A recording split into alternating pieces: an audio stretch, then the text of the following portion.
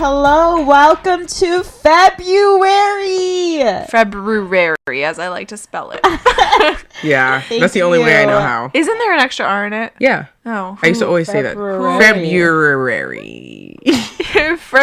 February. Library. Yeah, Library. Library next. Also, Yeah, people who say library, I hate you. I used to say infrared instead of infrared.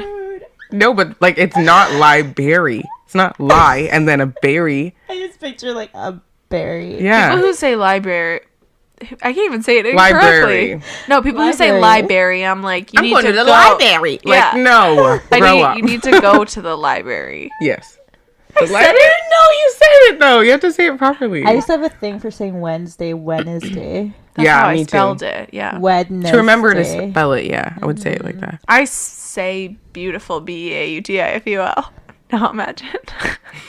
I'm dead. Well, We good have morning. gotten off Wait, track. why- Please cut it, all of this. Hello, welcome to February, our favorite month that we like to say. Say it with me, February. February. Perfect. Thank you so much, guys, for tuning in to this episode. Just like to clarify that February is not our favorite month. Yeah. Yeah, Obviously, not March really at is. all. Girl, you already know. Wow. You already know. Sorry that Esther's Take born me in back to Janvier. January. Janvier, as we all know. Thank you so much, guys, for tuning in to another episode of Woahman. We are here to chat, and we have a lot of energy now, which is good. I was almost losing my energy. Yeah, me too. The trials and minutes ago. tribulations of getting this going. Yeah, you guys don't even know. You don't know. The tech issues that we deal with on a weekly basis are horrendous, and Apple's fault most of the time. But that's okay. We still love you, Apple, if you want to sponsor us or whatever. Yeah. I want to know what you did this week. Tell me what you did this week. Who's going first? Michelle. Oh, okay. Me, huh? Me, little old me. This week I did two things of note. First one, I watched BlacKkKlansman, the movie, which I totally recommend. It's nominated for a bunch of Oscar stuff. And it's been nominated a lot. So definitely a good watch. I can't believe you guys haven't watched it yet. You're such a disgrace to me. I didn't even know about it till you brought up their nomination the other day, and I was like, oh my gosh, first of all, Michelle was telling me it's actually like a dark comedy, and I thought it was going to be like a horror film or something like that. And then she told me that Jordan Peele directed it, co-directed or produced. So that's really interesting. I love Jordan Peele. Since me too. Mad TV days, I can't believe he's close doing to my the damn heart. thing. He's killing it. He really Good is. for him, man. Anyways, amazing movie. Really makes you think about how comfortable you are, especially me as a white privileged person. But anyways, the second thing, watch it if you haven't. The second thing I did was yesterday I booked a trip. Ooh, Yeah. that is always so Tell us exciting. where. I'm heading to Portugal in the fall. Portugal. Esther can say Oh, it like wow. That all was she wants. amazing. Yeah. Again. Yeah, such a turn on. Portugal. Keep saying it. Seriously, say it again. Portugal. Yeah, she's going, guys. I'm going. going. Excited for I'm you. doing the dang thing. Yeah. So That's going to be it's so exciting. Yeah. I love a good trip booked. And although it is just a short 8 months away, I will be starting to plan my outfits in my entire trip shortly. That's the best part, though. Literally. That's like the best part for sure. Yeah. Especially when they start to actually put out all the summer stuff. You're like, wow, Yeah. I actually am excited to buy all this. And usually my I'm thing- just already. My thing is that when when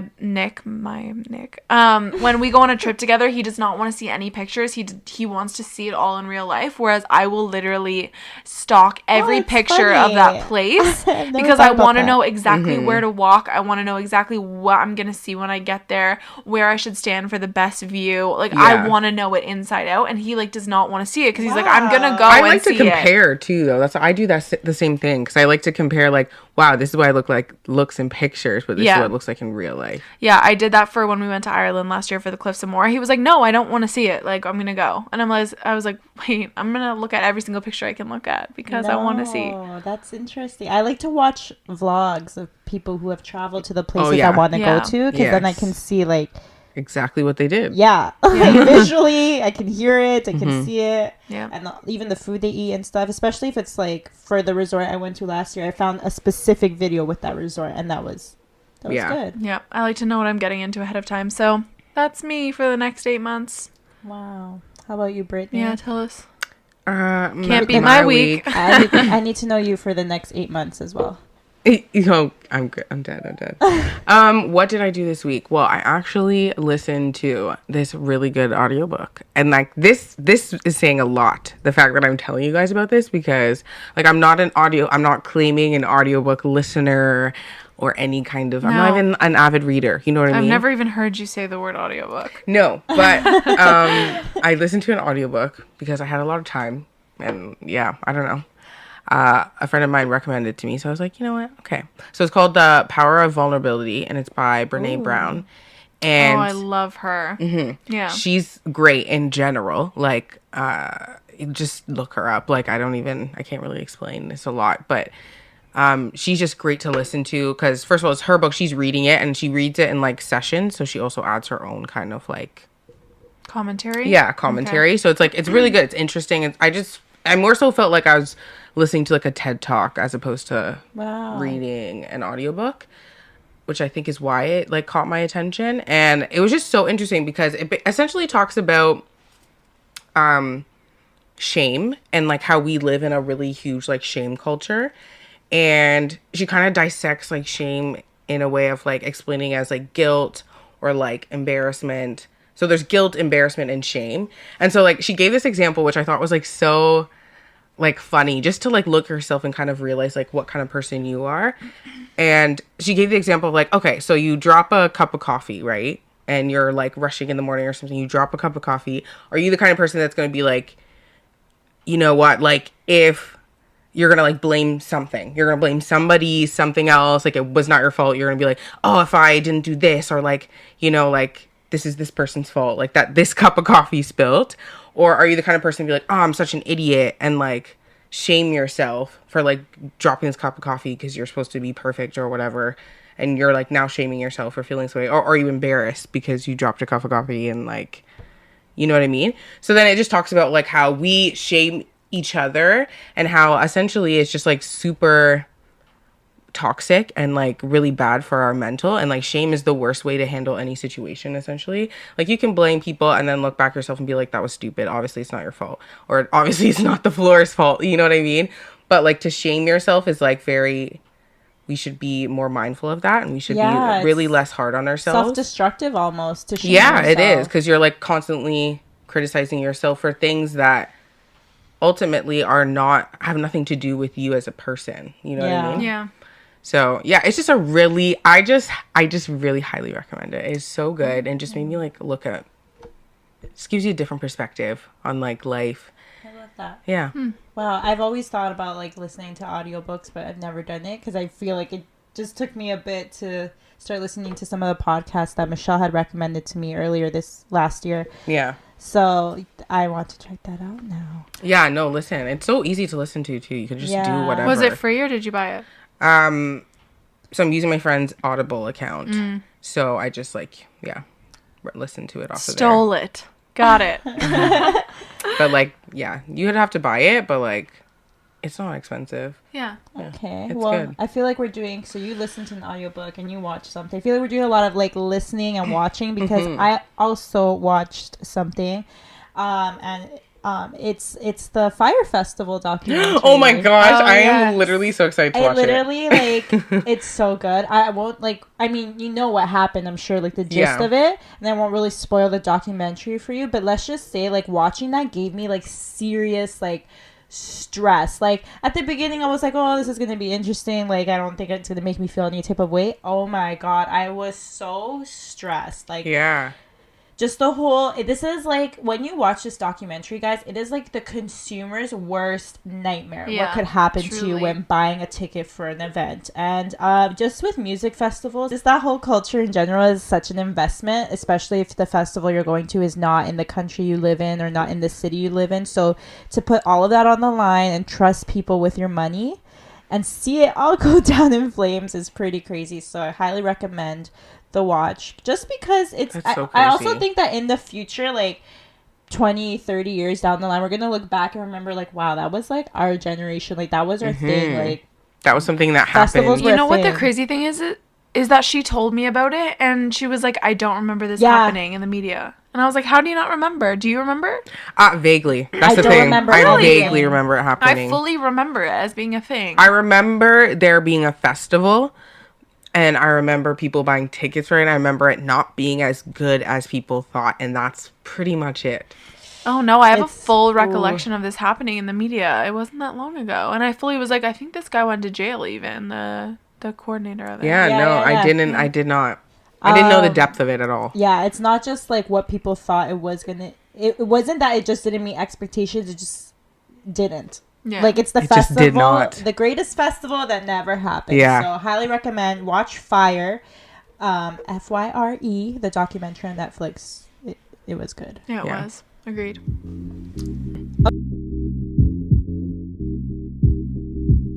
Okay, guys, so today's trending topic is the new Gillette ad.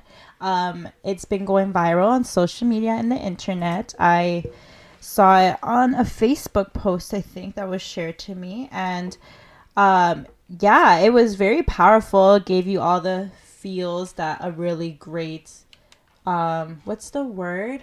Social campaign? Is that the word I'm thinking? Social justice. Yeah, social justice. Yeah, it's like type that. campaign. Yeah. Yeah, it's very those type of vibes. So it kind of brought the last time a commercial made me feel this way, I would say would be the Pepsi commercial. With the puppy? No, not even the way, not even that one though, because that was the Kendall Jenner one. It was a different one.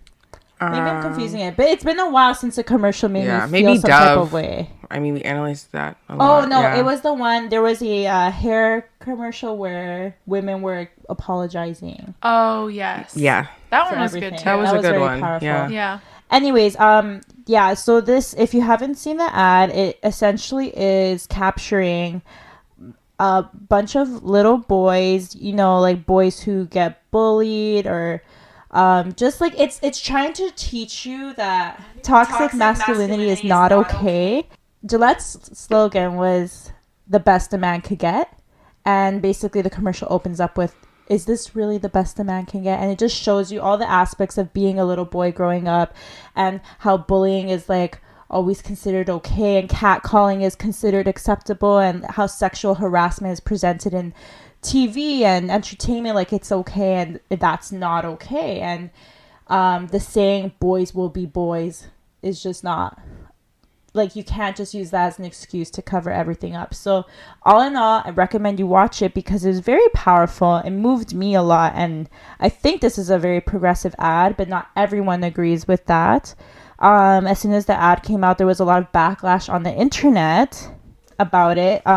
One of the notable names I saw was that Piers Morgan had something to say. He goes, "Let boys be damn boys, let men be damn men." And I guess a lot of people are just mad that Gillette is coming out and like kind of forcing this message down people's throats. Like, obviously men who don't see toxic masculinity as an issue are upset. Yeah. Because this commercial makes them feel like they're forcing a message down their throat through this ad that's obviously just capitalizing. My question is, I don't understand why people feel like a message is being shoved down their throat, period. Like, it's an ad, just like anything else. Take it as you will. It's a message. And I think it's a good message. I mean, I don't know why anyone has so much to say in regards to like it being wrong. I think that people who get offended by stuff like this are the people who are triggered by it, and they don't want to admit that they fall into that category. They think that a lot of people I know were saying that toxic masculinity doesn't exist, and this is some toxic femininity because women are supporting this ad and essentially saying that men need to change. And any threat to masculinity essentially is threatening the men who are insecure, and those are the men who need to treat women as not their equals to feel better about themselves. Any man who watches this, who is a decent man, who treats women correctly and treats women like equals and treats people as equals, will not feel triggered by this. Yeah. They will agree with this ad. They will be in support of it. They will be like, yeah, you know what? It needs to change, and be able to see it for what it is. Any man who is insecure about his own masculinity is going to feel threatened by the idea of a toxic masculinity. Yeah. And that's the thing. I think people are taking it, those kind of people are taking it in a way that's like saying to be feminine or something, or to be more feminine. It's like, that's not what it's about. Yeah. Like, it's not about that. It's about being better.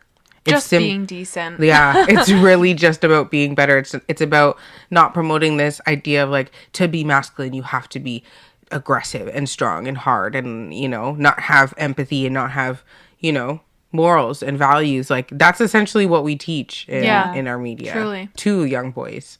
I think it's also, first of all, if you want to man up, I think it's 1,000 times more manly to stand up for someone than to catcall a woman and make her feel scared as she's walking down the street. Exactly. There's a clip in the ad that literally this guy's trying to catcall a girl and he's like, yo, that's not cool. And I think that it was so, I wish I could see that more often, because like, seriously, catcalling is like my biggest pet peeve. It is the one thing that like has like made me not make eye contact with any human being when I go out. It deterred me from even going into certain places, because I'm like, oh, I don't even want to deal. There's like a bunch of, I don't want to deal with it. Agreed. Like, Nick is blown away every time I go for a run and I tell him that I got catcalled or screamed at from a car passing by me. And he's like, really? Like, are you serious? And I'm like, yeah. Like, it's to the point where like I don't want to run in a residential area, because at least one time somebody will scream something at me from a car.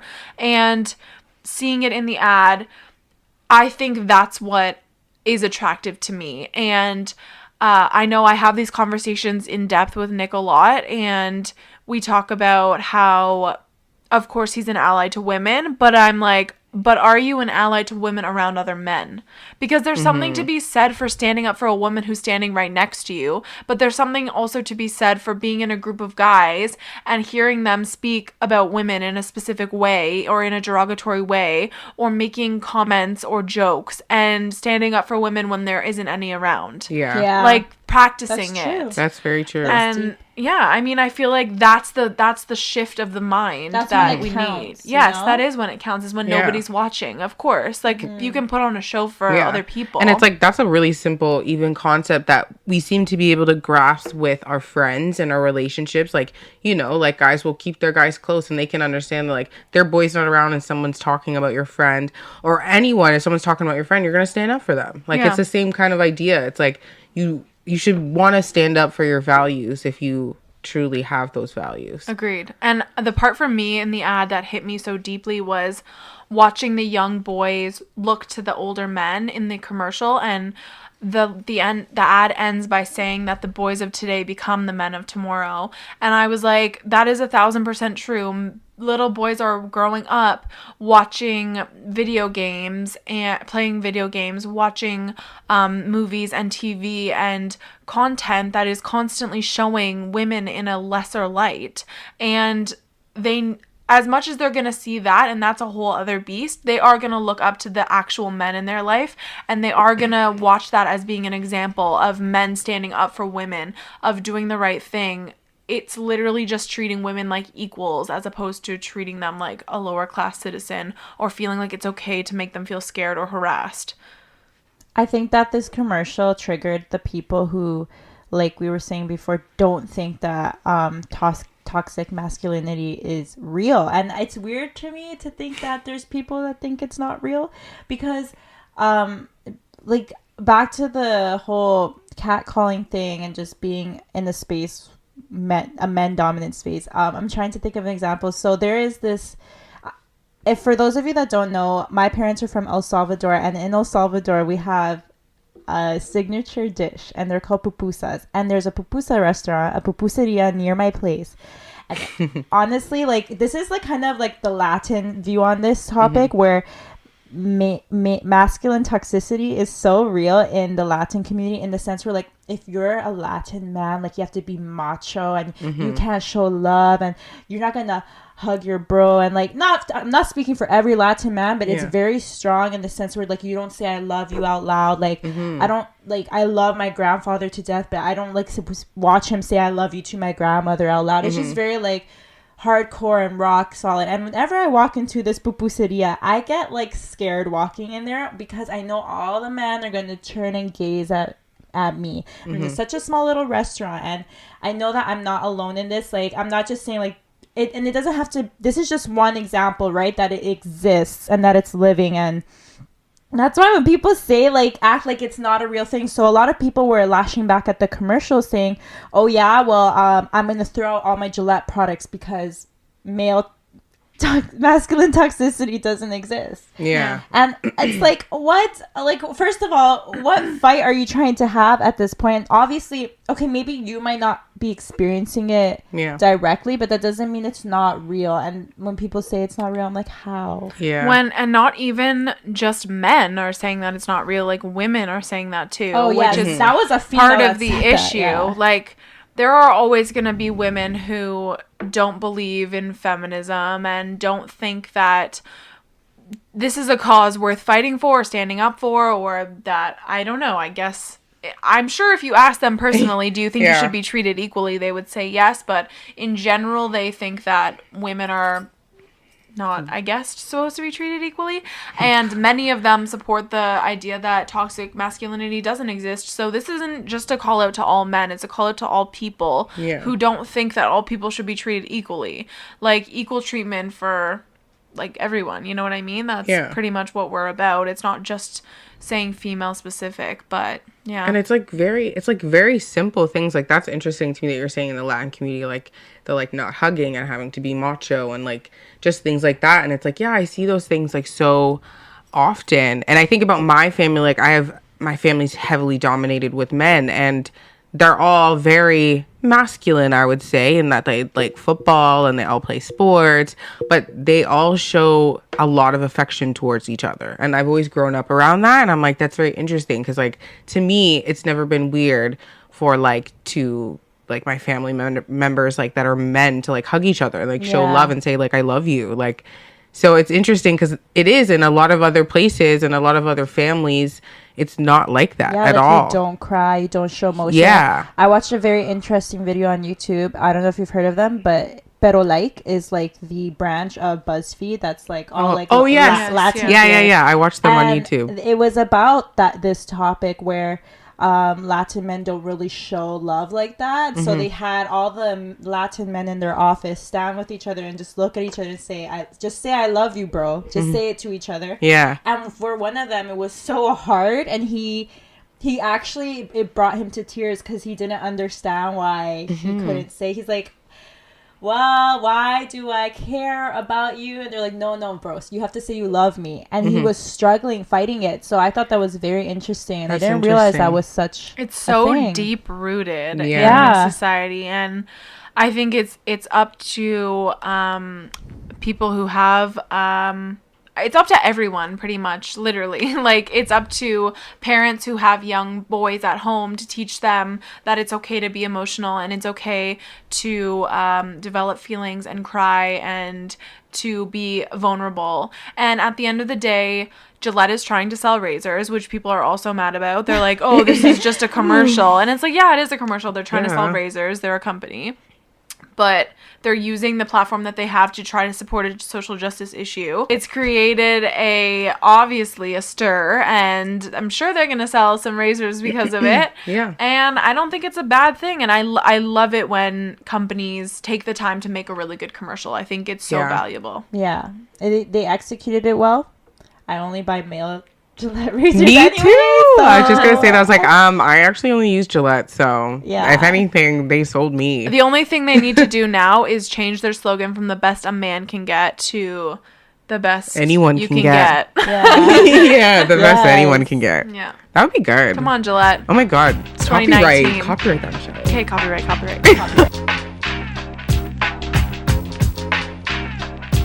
Okay, guys.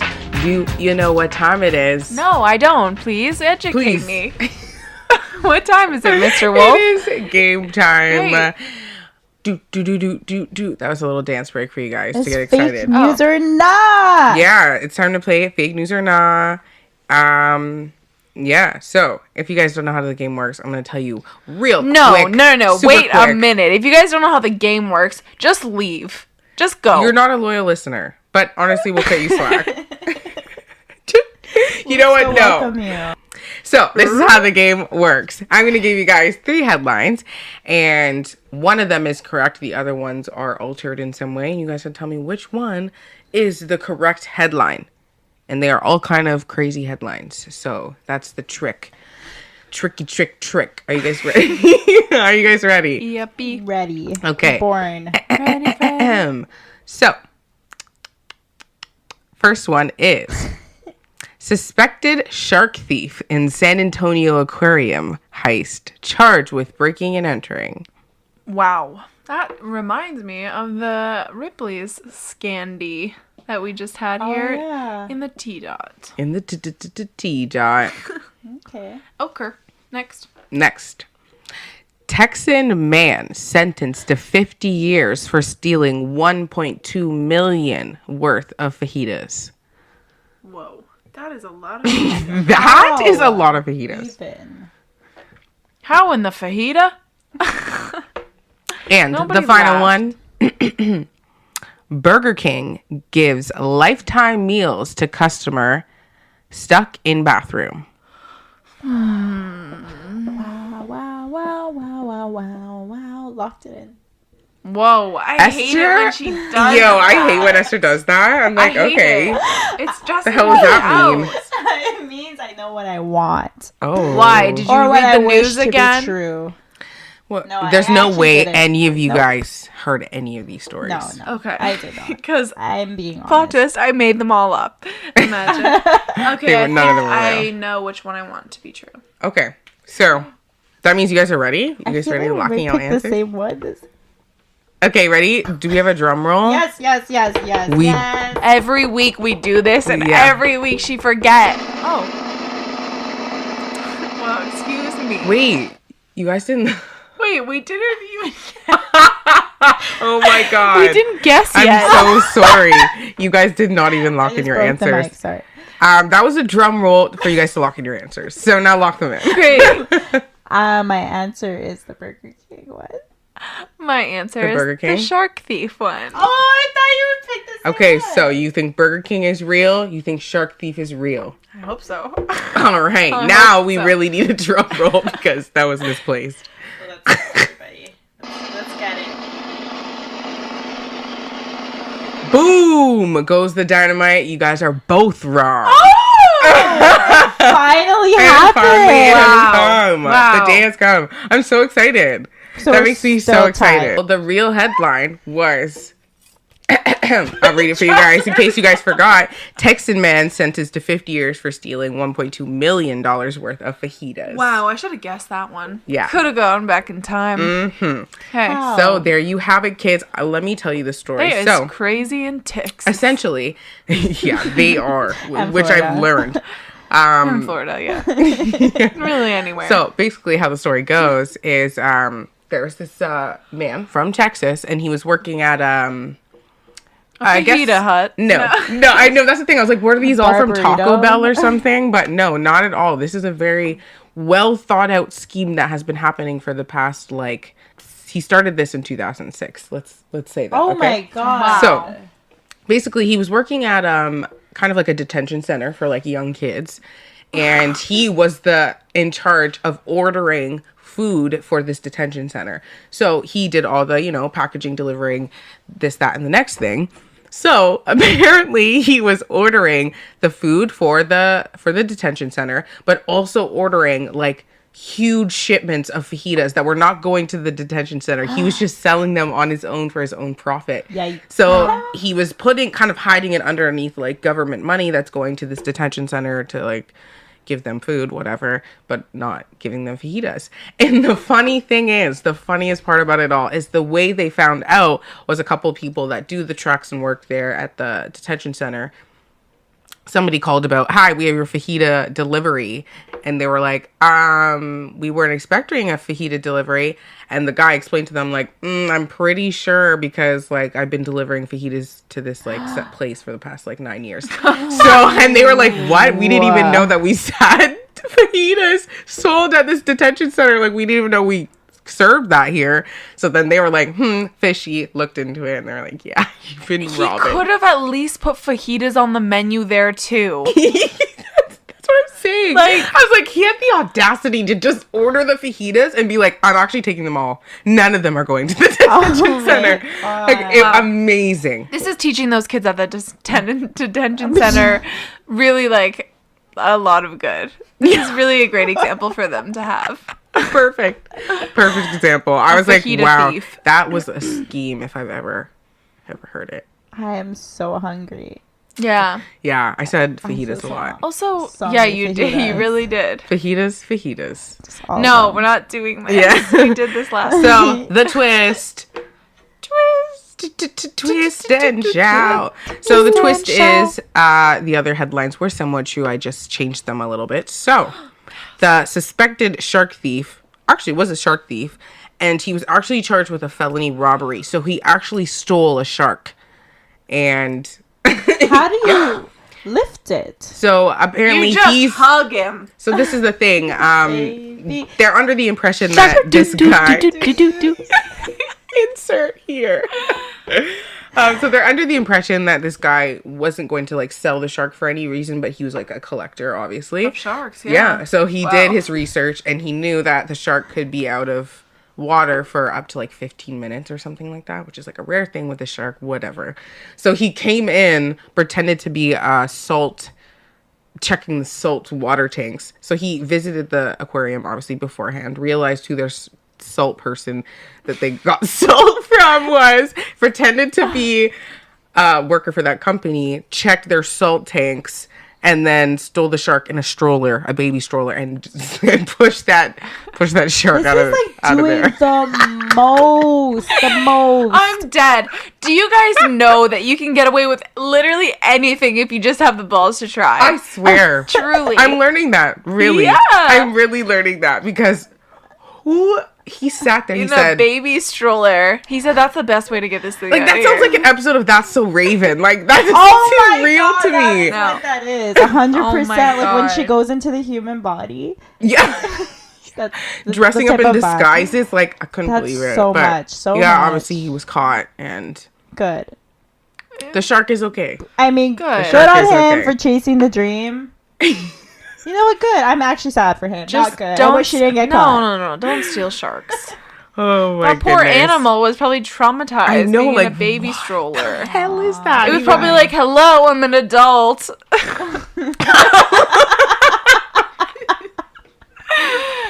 And the last and final one was, it was true. So the Burger King did offer a customer a lifetime of meals for being locked in their bathroom, but took it back because they realized it was ridiculous. And now this guy is suing because he said, you guys are going back on your word, and now I demand this amount of money. Wow, good. So essentially what happened was he got locked in a Burger King bathroom somehow. The door was broken, etc. The people had to like slide, I think they said like a spatula or something underneath to help them unjam the door. And then he describes the experience as very embarrassing, and everyone was laughing at him. Wow. He was inside the bathroom, and he was locked in there for like over an hour. And That is they were stress. like, That is my nightmare. Is Yeah. it? That is not he the said it was worst a very thing small that could bathroom, happen and to you. he said this is the thing, that bathroom is never cleaned and it's always disgusting, I and can that's a smell known it. thing about that Burger King. So he was like, why it was did he very go in there? traumatizing. He was trying to get in, get out, and then he was locked in there for over an hour. So he says, trauma, give me my Trauma. money. My neck So hurts. essentially the manager of this Burger King said, you know what, like, we're really, really sorry, because he was very upset. You don't have to pay for a meal here ever again, right? So the deal was that he could get a meal a week, essentially, for free. District manager said, nah, we're shutting that down. Why would he promise him that? Yeah, I don't even know what makes you think you have that authority, but promised him that. District said no. That's not happening. So shut that down. Now he's upset, and so he's throwing Burger King. He's upset. I mean, I get being upset because somebody promised you something and went back on your word, but this whole situation. But be realistic, you know, like. But I mean, he's only demanding like $9,000, which he calculated is one like Whopper meal for the next like 20 or something like that. Well, you can handle a week. Burger King. So I think they can do it. I think they can pay him handle out. Just let him live. Okay. Well, this has been a lot of food. At least neither of us won. Which means what is the score now? We're like still tied. Yeah. Yeah. Wow. We're still tied. All right. Next week we're gonna make it a hot round. We're gonna make it a super hot round. You're winning, you stupid idiot. We support women. I won the last episode. But we don't support stupidity. No matter who it's from. Well, I am stupid. I'm gonna make it my goal to grab you by the head so once that we every episode until I fight back. Ooh. Imagine one day I just get a brisk slap to the face. All right, thank you. Anyways, thank you. Guys, don't you think we have like the coolest listeners? Yeah, definitely. Which is why we want to hear your ideas. Because we think those are pretty cool too. We want to give you guys the stuff that you want to hear. So don't forget to subscribe to us on Apple Podcasts and Spotify and leave us a review. Okay. What's up, guys?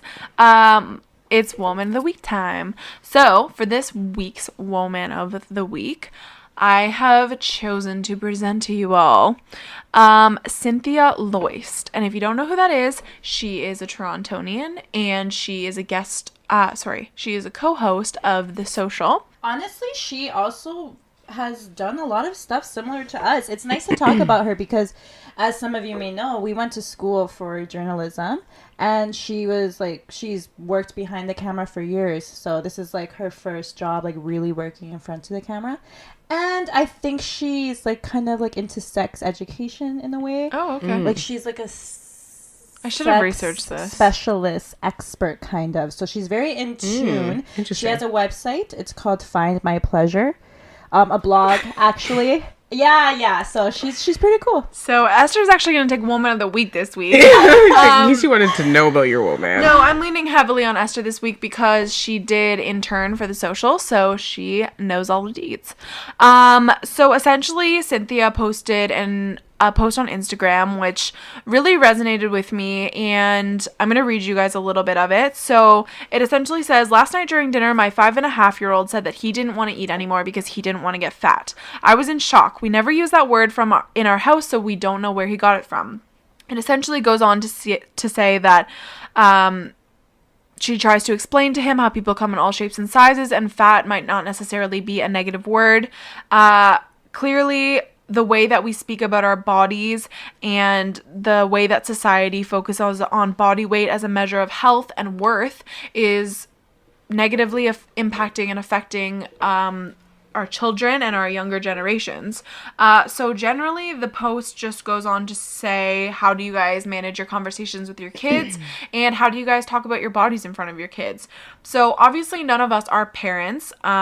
I would love to speak to a parent and see how this kind of translates into raising a child. I was personally shocked that this is a young 5.5-year-old boy. So that says a lot because we all know and have, unfortunately, I think, come to accept that this is more of a woman-based problem, and women are much more focused on their body weights than men, just based on the media that we are kind of accosted with. But the fact that it was her 5-year-old son and he is already worried about being fat and not eating because he doesn't want to look fat is just really mind-blowing to me, that the level of insecurity at 5.5 years old. Yeah. Kind of freaks me out. Yeah. Yeah, that's like really sad to think, because you know how people always say like children are so pure and they're sponges. Yeah, and it's just like for it to just be like ripped away so soon. It seems like it's even sooner than like usual. Like usually 5.5, you're not consuming anything like that to have those kind of opinions on yourself. Yeah. And I mean, personally for me, I can't remember when I started referring to myself as fat. I don't know if you guys have an age where you can kind of remember that shift in your brain, but I do remember probably around grade 6 or 7. So I would have been 11 or 12. And that's when I started to notice that my friends were thinner than me and that I was bigger than everyone else, and started to feel really insecure about that. And I know that personally for myself, I love my mom, but she speaks negatively about her body, and she always has. And I speak very much the same way about my body to this day. And I always say, when I'm like bending over, if Nick grabs me, I'll be like, don't touch my stomach fat, or like, don't touch my fat, or like, I'm feeling fat today. I use the word fat a lot, and I have cried myself to sleep at 16, 17 of being too fat. And it's really affected me, that word. And I can guarantee you I've called other people fat, and it's such a horrible word. And I just think it's interesting how the way we were raised is going to affect the way that we see ourselves. And you might not even remember. I don't have a moment in my childhood where I remember my mom saying that she was fat, but I can say with certainty that I hear her say it now as an adult woman. Yeah. Yeah. It makes you wonder if that's what they were like saying all along. Yeah. I also found this post it really made me feel a type of way, because this is the second instance in which, now probably almost third now, instance in which I've seen a little boy just look at his own body image. My boyfriend's nephew, I remember seeing him in the last year, and kids, especially little boys, like, they go through growth spurts constantly, and they get a little chubby, they get a little taller, all the same, they're growing. It's not like a problem where they are like morbidly obese, which is a whole different topic. This is little kids who are literally just growing and have baby fat that like is supernatural. Like, you're always going to have baby fat at that age. And for them to look, that, in my mind, it makes me think that someone at school has said something to them. Yeah. And in this situation, his nephew is 7 years old, and I remember he was very sensitive to the words fat or chubby, and like, don't say those things around him because he thinks he's chubby. And I'm like, what? Like, that was like, wait, what? Like, you know what that even means? And even with my own nephew, like, I feel like, he's so aware of like having muscles, and it's because, I know he looks up to his own dad. Like, my brother-in-law is very muscular and a big buff guy, and like, in his mind, he wants to be like daddy, you know what I mean? Which is understandable. And like, maybe if you can twist it in a positive way like that, like, eat your vegetables, be big and strong, like, you'll be like daddy one day or whatever, just like an example, right? That's positive. But like, I feel like when it's taking a turn that your kid is looking at themselves and not restricting food, like, or like letting it control their day, that's not okay. And I don't think, for myself personally, I remember like weight not being something I thought about as much as I thought about like having hairy legs, or I've always had a lady mustache growing up, and like I noticed those things more. But it was when I hit high school that I started caring about being fat, because I remember I was starting to transition jean sizes, and that freaked me out. My mom, she never ever talked about like her body at all, like ever. Like, she never said, oh, I'm fat, I'm this, I'm that, nothing. One thing she always said to me was that like, she did this thing, which I don't mind that she did this. I never took it in, but her way of talking about body weight was to say, well, at your age, this was my wedding dress, and she shows me her wedding dress, and like, I'm like, I can't even fit into this if I was like 12 years old. Like, I couldn't believe it. So now that she's getting older, I noticed that she seems to be paying attention more to her body image, because age hits you. And when it came to being fat, I honestly don't think I noticed it until my jean size started changing, and that's when I was like, why do I care about this? Like, it was weird. Yeah. I feel like it's crazy, because I feel like I can't even remember not being concerned about my weight. Like, I don't ever, like, looking back, like, I can't even tell you when I, like, my fondest, like, or my earliest memory of the word fat is, because, I feel like it's just been instilled in me. Like, I know nothing else but to be like, I don't want to do that because I don't want to get fat, or like, I don't want to do this because I don't want to get fat. And I feel like a lot of that came from definitely because I was in dance a lot of my life, and just that type of environment is solely based off of body and body image, and you know, dancers back then especially, it was all about being thin and being like a small tiny ballerina and like being delicate and, you know, and small. And I think I always felt kind of like, I was always tall, so I always felt kind of like big. And then I think I just associated big and fat and just put the two together, you know? And like if someone was like, oh, like you're big, which is always like was a triggering thing. I remember in high school where people would be like, oh, like she's big. And I'd be like, and they'd be like, oh, well, no, I just mean you're tall. And then I'd be like, I would just hear it fat. Yeah. Like I would just be like, big means fat. Like, yeah, means bigger than the other girls. Mm-hmm. So it doesn't matter. Doesn't matter. I'm bigger than them. And like, that's not what's ideal. Yeah. In this situation or like in this whatever. I think like as much as I want to be body positive, and I really do, and I really believe that it's an important cause, I can't front and say that I am body positive in the least when it comes to my own body image. Like, I can still say with confidence that at least once a month I say that I look fat or I feel fat. And I constantly seek reassurance from other people to tell me that I'm skinny. It's honestly just been in the last month where my boyfriend will always hug me, and one of his compliments to me, and this is all on myself, like this is what I wanted to hear, was like, you feel so skinny today. And like I actually said to him last night, like, don't say skinny anymore. Like just say like lean or like use lean. Say lean. Yeah. Lean like I don't want skinny to be my ideal anymore. Yeah. And I'm trying to make moves on that as a 23-year-old. Not to mention the past 17, 16 years of my life where I have been concerned with the word fat. And I 100% am, as a woman who wants to have children, am going to, I truly hope, condition myself to not talk about body image in a negative way, to not define my worth on my body image, which I have done for so long, to teach my children that people come in all different shapes and sizes, and there's no right one to be, and there's no right way to be, and to try to take that stigma and not demonize the word fat.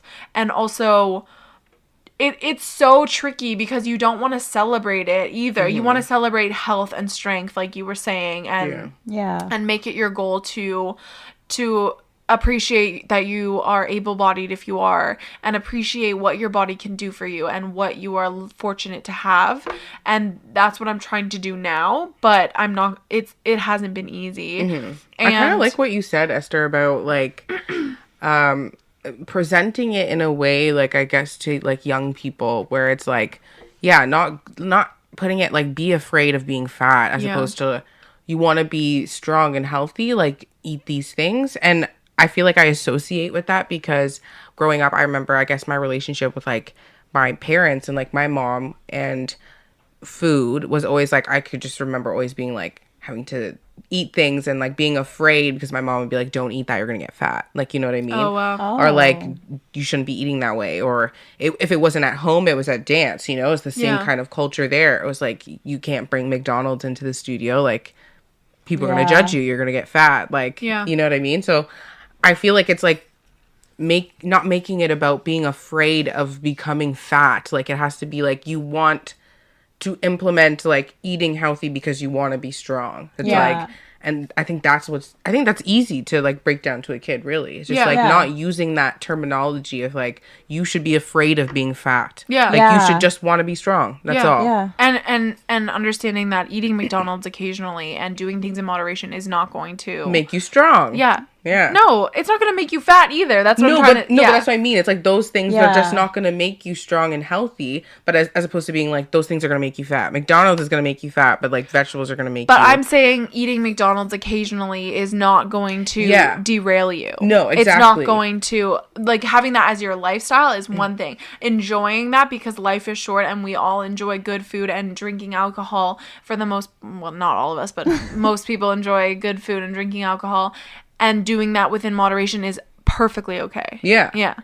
I just think for kids, like, to explain it to them, it's definitely like, not to make them feel like, oh yeah, McDonald's will make you fat. Yeah. You know, it's not that simple. It's more like saying, yeah, that it won't make you, if you want to turn it down to your kid, don't turn it down by saying this is going to make you fat. Turn it down by saying this won't make you is not strong. healthy for you. This is good. Yeah, exactly. But also, I was reading through the comments of this post, and a lot of people were saying like, oh, my young child will see a bigger person on the subway or the street and be like, Mom, that person is fat. Why is that person so fat? That happens a lot. And Yeah. I've actually witnessed this happening with a lot of kids. And it's, you know, that's what I don't like, is that the kid is just being honest, but how do you teach them that that's rude without letting them know, like, fat has power, that the word fat has power? Yeah. Like, you're kind of teaching them, listen, this word has power when you say it to someone who's overweight. It can hurt like, their feelings. I don't know. I don't want to give them the But then it's like to assume that like to... then you're like almost like telling your kid like, okay, like yes they are fat, but it's rude to say that. You know what I mean? It's like, so it's like you can't. I think the best way to handle it from my like, perspective is like, to just say, first of all,